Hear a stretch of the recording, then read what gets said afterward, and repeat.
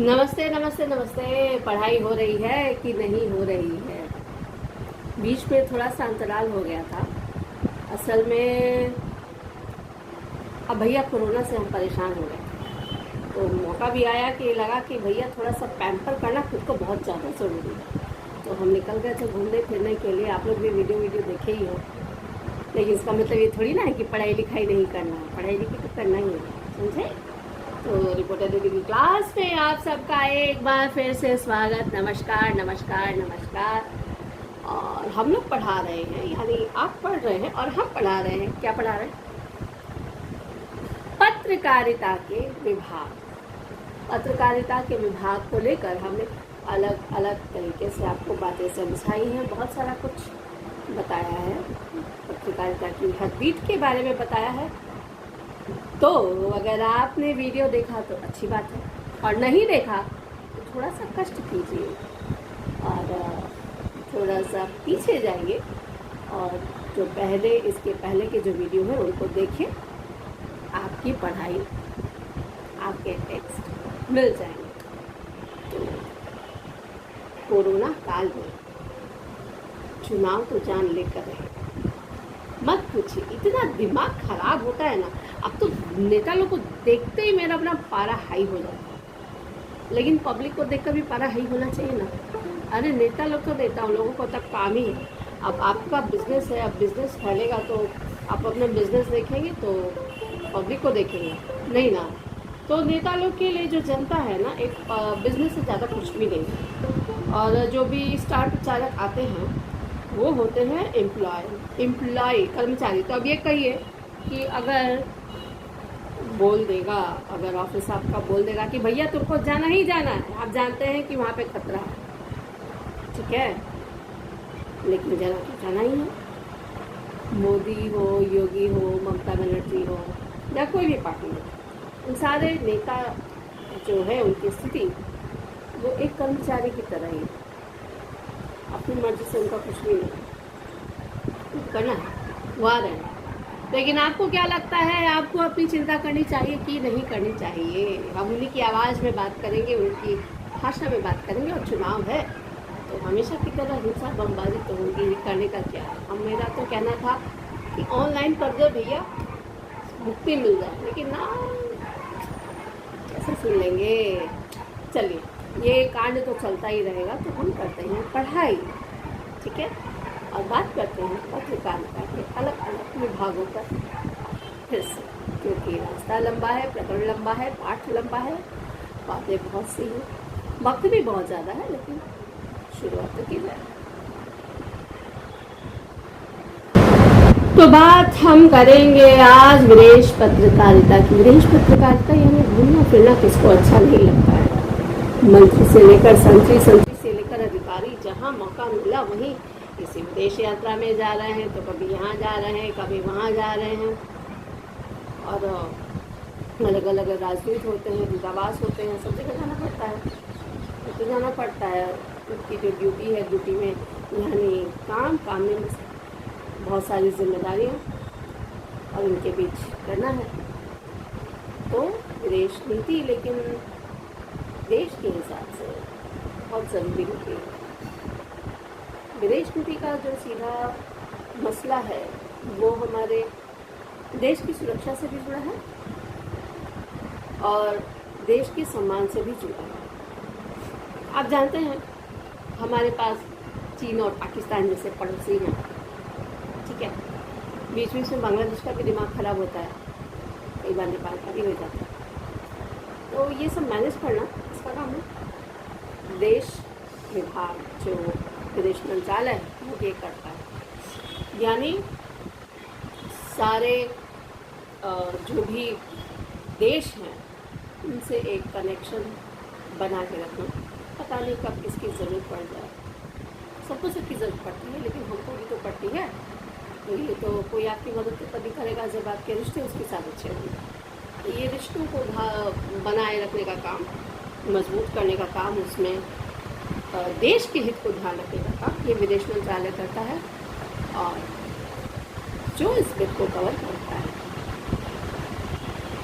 वो होती है विदेश भी और ये पत्रकार खुद भूलते हैं। विदेश बीट को कवर करना है तो आपको जिस देश की बीट संभालनी है, यह हो सकता है कि कई बार अलग अलग देशों को एक साथ संभालना हो, तो उस देश की संस्कृति को, उस देश की राजनीति को, उनकी घटनाओं को समझना बहुत ज़्यादा ज़रूरी है। और सस्तरी निगाह से नहीं, बल्कि अंदर जाकर गहराई से उसको समझना होगा। वहाँ की राजनीति क्या है, कैसी है, उसको समझना ज़रूरी है।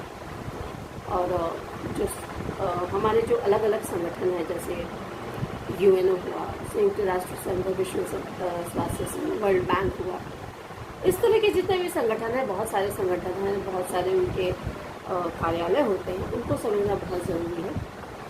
तभी आप ठीक से काम कर पाएंगे। और दूतावासों से संपर्क रखना बहुत ज़्यादा ज़रूरी है। और निश्चित रूप से विदेश नीति है तो आपकी अंग्रेज़ी एकदम बहुत ज़्यादा अच्छी होनी चाहिए। और ऐसी होनी चाहिए कि आप कोई अमेरिकन इंग्लिश बोल रहा है, कोई चाइनीज़ इंग्लिश बोल रहा है, कोई घाना और जाम्बिया से आया है, कहीं से भी आया है, आप उस चीज़ को समझ सकें। अब जैसे मॉरिशस है, वहाँ पे एक हिंदी का एक अलग महत्व है।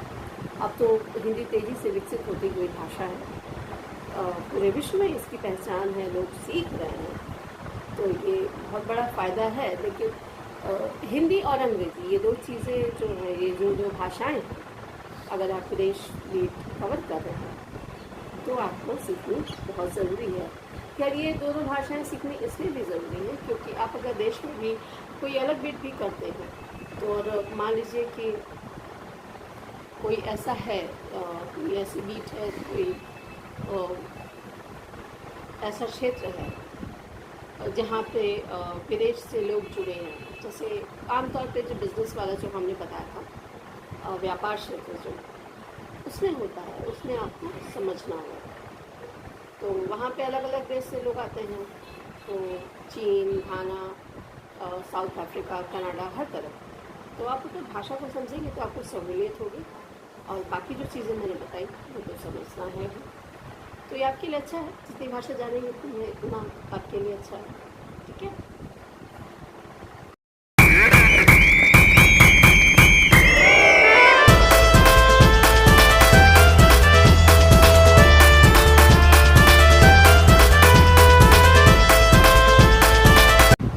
भारत गाँव का देश है, कृषि प्रधान देश है, तो निश्चित रूप से कृषि क्षेत्र पर आधारित पत्रकारिता बहुत महत्व रखती है।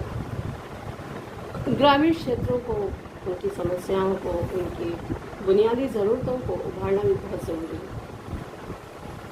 लेकिन होता क्या है कि ग्रामीण जो पत्रकारिता है उसको बहुत ज़्यादा महत्व दिया नहीं जाता।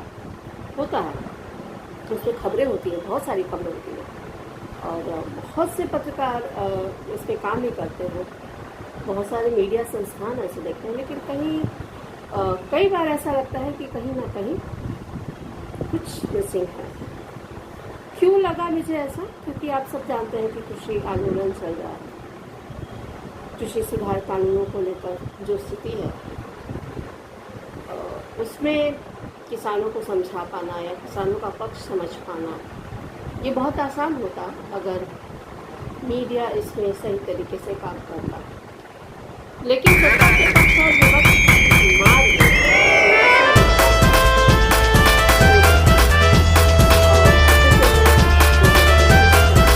जो दृश्य दिखा वो एक भयावह अमानवीय दृश्य था।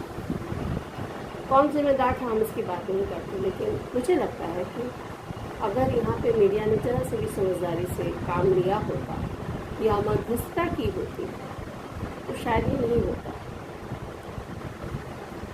कुछ ना कुछ तो ऐसा है जो कि छूट रहा है। आप सिर्फ शहरों को कवर करके भारत को कवर नहीं कर सकते, या सिर्फ गांवों को कवर करके आप पूरे भारत को कवर नहीं कर सकते।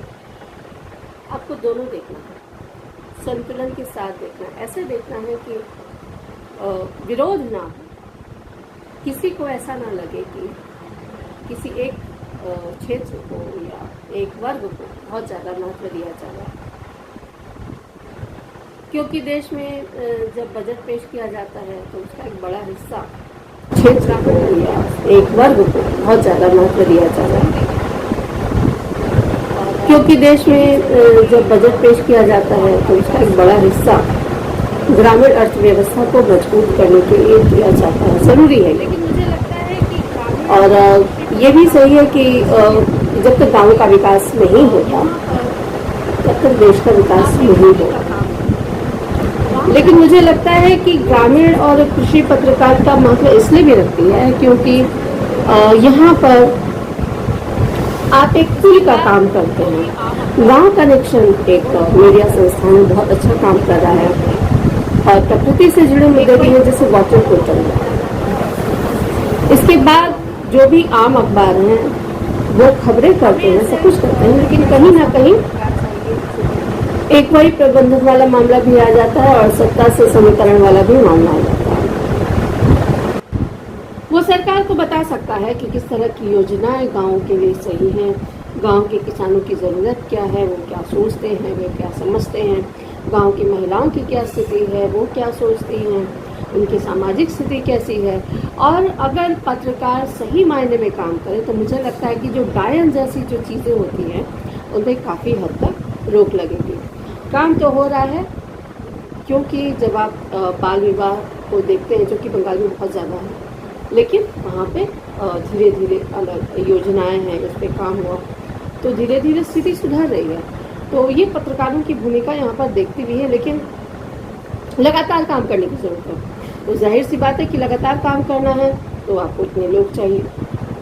तो अगर आप में पैशन है गाँवों के प्रति और ख़ासकर आप गांव की मिट्टी से जुड़े रहना चाहते हैं तो मुझे लगता है कि ये क्षेत्र आपके लिए अच्छा है और यकीन मानिए आपको बहुत अच्छा लगेगा। सुविधाएं नहीं मिलेंगी, सुविधाओं की उम्मीद आप ग्रामीण और कृषि पत्रकारिता करते हुए मत कीजिए, क्योंकि कई बार हो सकता है कि आपको इंटरनेट भी ना मिले, खबरें पहुंचाने में दिक्कत हो, क्योंकि ग्रामीण और कृषि पत्रकारिता को लेकर काम कर रहे हैं तो आप दिल्ली में बैठ कर नहीं कर सकते, वो आपको किसी गांव में बैठ कर करनी पड़ेगी।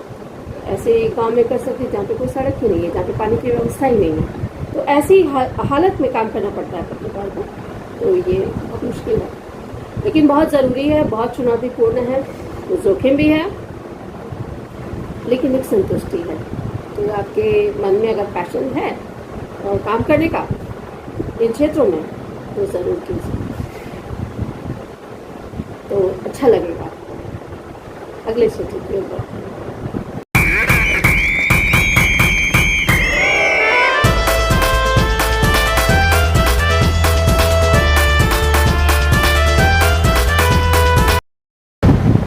अब बात करते हैं विज्ञान की। विज्ञान तो कहीं भी अपना असर दिखा सकता है, यह दिखा रहा है। जिंदगी को इसने हमारी आसान कर दिया है, और घरेलू ज़रूरतों से लेकर अंतरिक्ष तक कहाँ नहीं विज्ञान की माया। हमारा आप बात कर रहे हैं ये विज्ञान की माया है, लेकिन विज्ञान की जो पत्रकारिता है, जो हम मीडिया में देखते हैं या जो मैं देखती हूँ, वो कुछ संस्थानों तक है या कुछ एक विशेष पत्रिकाएं काम कर रही हैं। विज्ञान की जो बीट जिसको कहते हैं, उसमें सच कहा जाए तो आइडिया ही नहीं है कि किस तरह से काम किया जा सकता है,